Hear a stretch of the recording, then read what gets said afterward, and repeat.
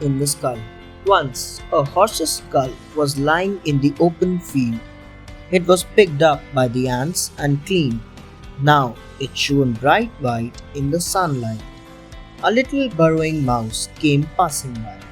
He saw the white skull and thought it to make it his own palace.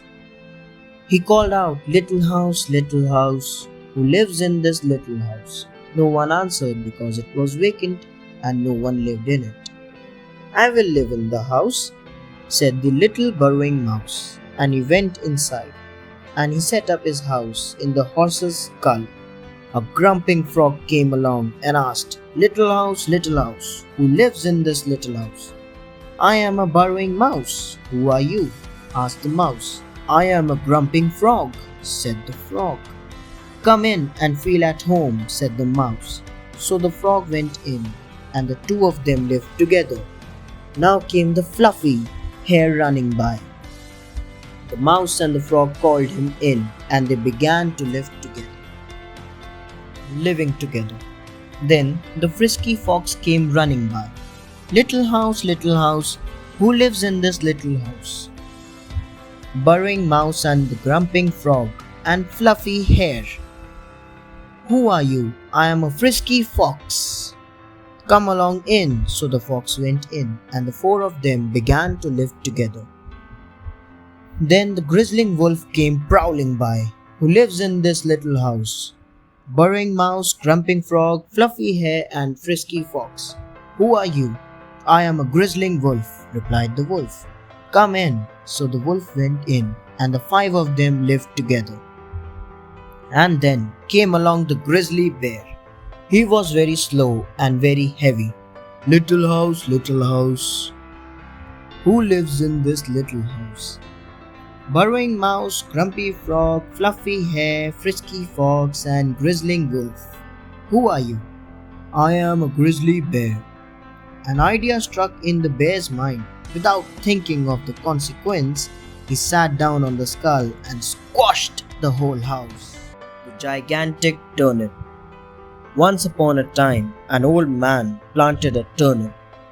After a few days, it grew and became an enormous turnip. The old man decided to pull the turnip out of the ground. He tried very hard but couldn't pull it out. So, he called out to his wife for help. The wife took hold of the old man who was holding the turnip. Together they pulled and pulled but couldn't pull the turnip out. It was massive.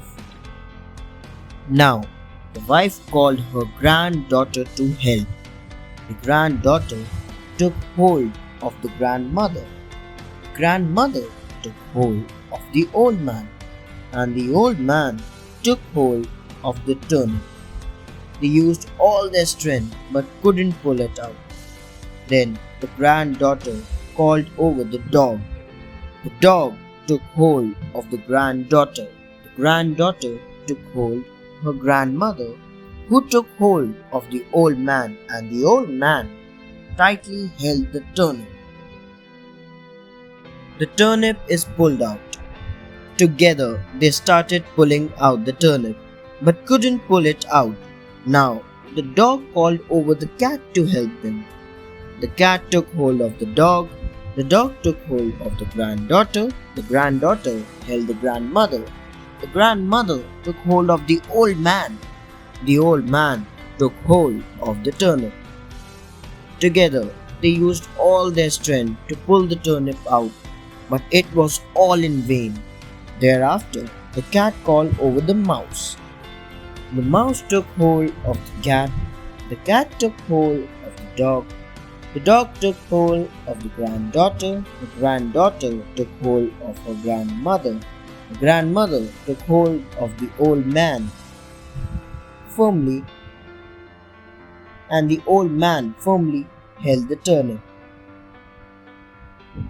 They pulled and pulled, and finally the huge turnip came out. It was the little mouse who ultimately helped to pull out the turnip. Even smallest creature is of great value. Thanks for watching. Do like, share, Subscribe to Sahil Book House.